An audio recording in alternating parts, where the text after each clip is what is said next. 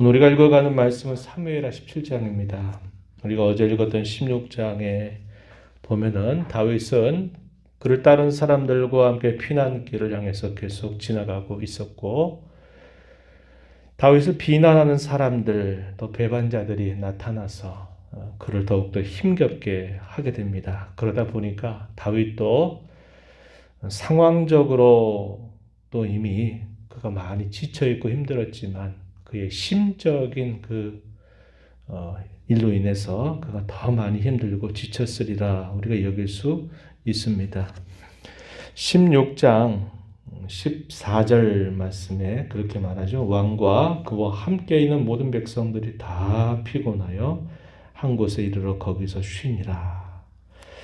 상황적으로도 굉장히 힘든 상황이고 또 심적으로 위축되고 굉장히 괴로운 그런 상황으로 인해서 그들이 가던 길에서 멈추어서 쉬게 된 겁니다.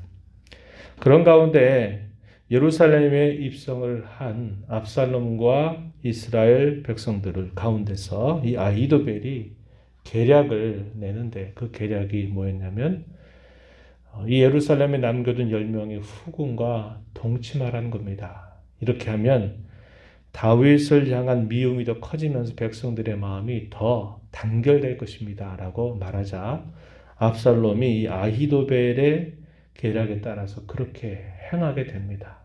그래서 결국 하나님께서 다윗에게 말씀하셨던 그 징계 가운데서 하나가 분명히 이루어지게 되는 일이 있었죠.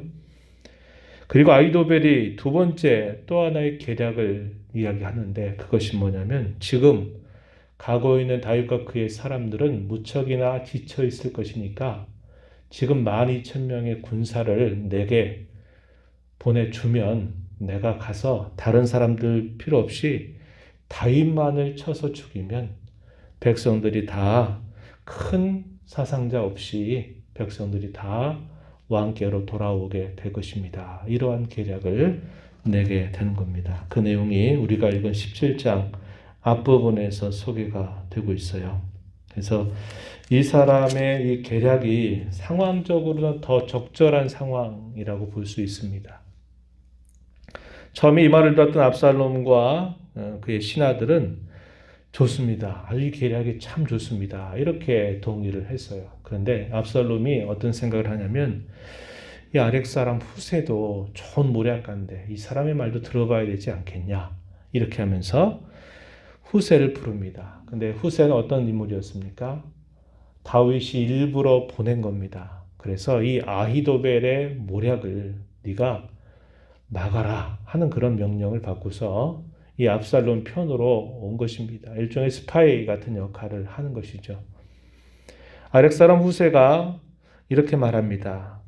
예, 이 아히도벨의 모략이 참 좋고 이 사람 훌륭한 모략가라는 것은 알고 있지만 이번에 그가 말하는 모략은 좋지 않습니다. 라고 해서 반대를 표하는 겁니다. 왜냐? 뭐라고 얘기했냐면 이 다윗은 용사가 아닙니까? 수많은 전쟁을 이끌었던 영웅이 아닙니까? 또한 그를 따르는 다윗의 용사들 또한 보통 사람들이 아니지 않습니까? 다윗은 분명히 백성들하고 함께 있을지라도 그곳에 같이 있는 게 아니라 분명히 어디에 숨어 있을 겁니다. 만약에 따라가서 괜히 거기서 건드렸다가 우리의 군사들이 피해를 당하게 되고 죽게 되면 이제 전쟁의 기운이 약해져서 이제 우리가 다윗을 잡으려고 하는 이 모든 일들이 힘들어질 겁니다. 이렇게 말하는 거예요. 그러면서 내 생각은 이러합니다. 라고 말하면서 이 후세가 베푸는 모략이 뭐였냐면 이겁니다. 그렇게 할 것 없이 이제 한꺼번에 모든 이스라엘 군사들, 이스라엘 땅에 있는 모든 군사들을 다 모으십시오. 그 경계가 단에서부터 부엘세바라고 하는 곳입니다. 여기는 모든 이스라엘 군사들을 다 모아서 바닷가에 많은 모래거처를 모아가지고 샅샅이 뒤져서 거기서 어디에 숨든지 이들을 잡아내면 되지 않겠습니까? 그게 더 좋지 않겠습니까? 이스라엘 전역을 다 살펴서라도 이 다윗을 쫓아가면 결국 거기서 우리가 다윗을 칠 수 있을 겁니다. 이렇게 모략을 베풀게 되는 것입니다. 심지어 이렇게까지 말했어요. 13절에 보니까 이렇게 말합니다. 만일 그가 다윗이 어느 성에 들었으면 온 이스라엘이 밧줄을 가져다가 그 성을 강으로 끌어들였어라도 그곳에 작은 돌 하나도 보이지 아니하게 할 것입니다. 이를 잡듯이 완전히 수색을 해서 심지어 성에 숨어 있다 하더라도 밧줄을 가지고 그 성을 끌어당겨서라도 완전히 샅샅이 수색해서 잡으면 되지 않겠습니까? 이러한 모략을 베풀게 되는 겁니다. 두 모략가의 이야기를 들어보면서 마음이 어디로 기울까요? 압살롬과 그의 신하들은 아히도벨의 모략보다는 이 후세의 모략이 훨씬 더 좋겠다 이런 생각을 하고 그래 이번에는 이 후세의 모략을 따르자 이렇게 결정을 하게 됩니다. 그런데 그런 결정 과정에서 누가 역사하셨을까요? 하나님이 역사하신 겁니다. 14절 하반절에 이렇게 말했죠. 이는 여호와께서 압살롬에게 화를 내리려 하사 아히도벨의 좋은 계략을 물리치라고 명령하셨음이더라. 이렇게 되기를 하나님께서 명령을 내리신 것인데요. 이것은 우리가 15장에 보게 되면 다윗이 피난길에 접어들 때 그가 간절하게 기도했던 내용이었습니다. 15장 31절 가서 보면은 다윗이 하나님 앞에 기도했던 내용 중에 하나죠. 거기에 뭐라고 말하냐면 하반절에 다윗이 이르되 여호와여 원하옵건대 아히도벨의 모략을 어리석게 하옵소서 이렇게 말합니다. 34절 가서 보면은 이 후세를 보내면서 뭐라고 말하냐면 네가 나를 위하여 아히도벨의 모략을 패하게 하리라. 후세에게 그걸 당부하고 이 압살롬의 진영 편으로 이 후세를 보낸 것입니다. 그리고 다윗은 기도했어요. 하나님께서 다윗을 긍휼히 여기시고 그의 기도를 들어주신 겁니다. 그리고 반역자였던 이 압살롬을 하나님이 벌을 내리시기로 이미 작정을 하셨고 그래서 아히도벨의 모략이 패하고 후세의 모략을 세워주신 것입니다. 이렇게 하고 난 다음에 후세가 즉각적으로 행동했던 것은 뭐냐면 두 제사장, 이 사독과 아비에달이 함께 언약궤를 메고 압살롬 편으로 왔었죠.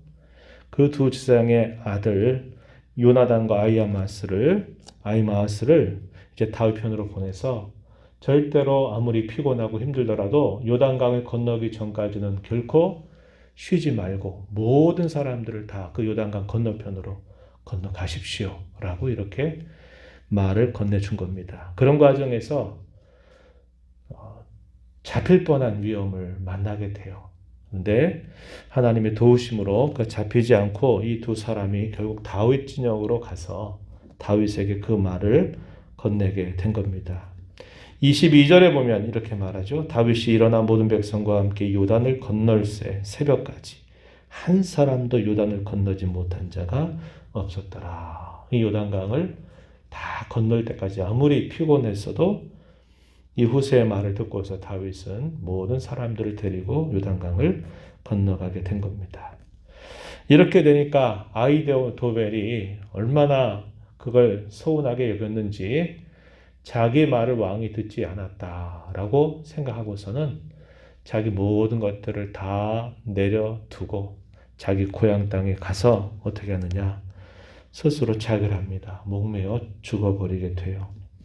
23절 아히도벨이 자기 계략이 시행되지 못함을 보고 나귀 한 장을 지우고 일어나 고향으로 돌아가 자기 집에 이르러 집을 정리하고 스스로 목매어 죽었다. 이렇게 표현이 되어 있습니다.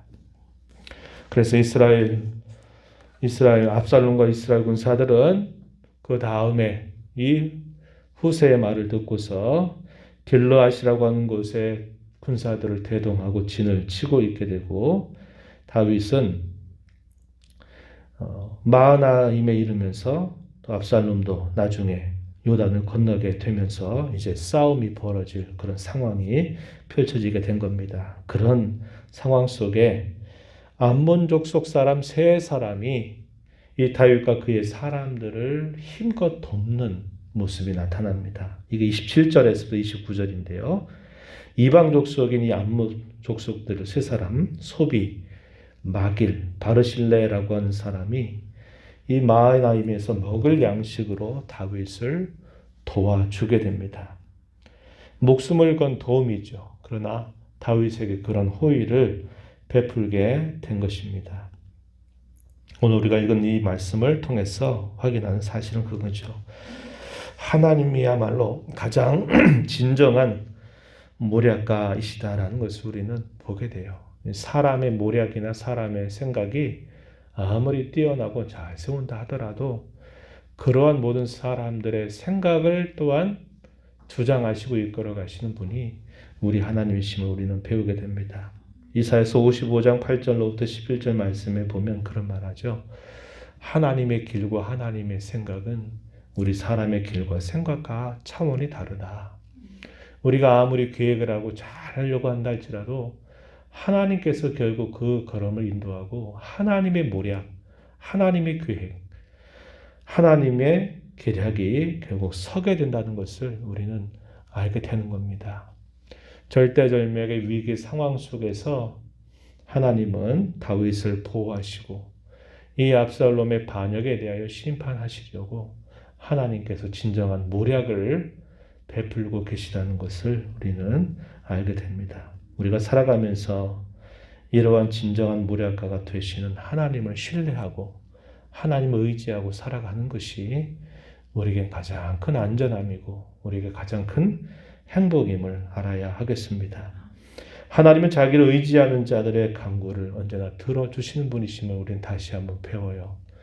아까 우리가 살폈던 것처럼 15장 31절에 다윗이 이 아히도벨의 모략이 패하게 해달라고 하나님 앞에 기도하고 구체적인 방도를 그가 준비했을 때 때가 되니까 하나님이 그의 간구를 들어주셔서 후세의 모략이 서게 되면서 다윗이 그 절대절명의 위기를 벗어나게 되는 일을 우리가 보게 되지요. 하나님은 자기를 의지하는 자의 간구를 들어주시는 분입니다. 그리고 하나님은 사람의 마음을 움직이셔요. 그리고 하나님은 상황들도 하나님이 만들어 가십니다. 그뿐만 아니라 돕는 사람들을 통해서, 돕는 손길들을 통해서 하나님은 자기 백성들을 언제나 돌보시고 인도하시는 분이심을 우리는 깨닫게 됩니다. 그러므로 저와 여러분이 살아가는 모든 삶 속에서 늘 우리는 하나님을 의지하고 그분을 신뢰하고 그분께 피하고 그분의 뜻을 구하는 자로 살아가야 됨을 다시 한번 우리 마음에 잘 새겨서 이 하루 저와 여러분 남은 삶 속에서 늘 이런 삶으로 힘써 살아가는 모두가 되기를 진심으로 바랍니다. 하나님 아버지, 이 새벽 시간에도 저희들을 불러주셔서 오늘도 생명을 주시고 호흡을 주신 하나님, 아침마다 인자하심을 베푸시고 밤마다 성실하심을 베푸시는 아버지 앞에 또 나와서 찬양과 경배를 드리게 하시고 오늘도 주시는 말씀을 함께 읽고 그 교훈을 저희 마음에 새겨 기도하게 하심을 감사합니다. 하나님이 진정한 모략가이심을 저희가 다시 한번 깨닫습니다. 사람들이 아무리 계획을 세우고 지혜를 모으고 뜻을 모아도 하나님의 손길이 함께하지 않는다면, 하나님의 뜻이 아니라면, 하나님께서 그 모든 것들을 인정하시지 않는다면 사람의 모든 생각과 계략이나 그 어떤 지혜도 다 헛됨을 깨닫습니다. 진정한 모략가가 되시는 하나님, 저희를 사랑하시는 하나님을 언제나 신뢰하고 의지하며 살아가는 저희 모두가 되게 해주시기를 간절히 바라옵나이다.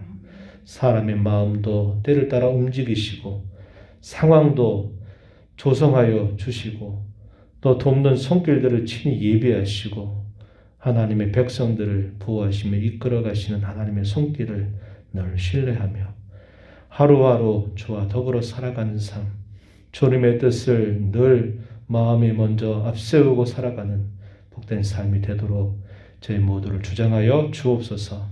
은혜의 보좌 앞에 나와서 아버지의 은혜를 간절하게 구하오니 저희들의 간구를 귀 기울여 주시고 응답하실 것을 굳게 믿으며 예수님 이름으로 기도하옵나이다.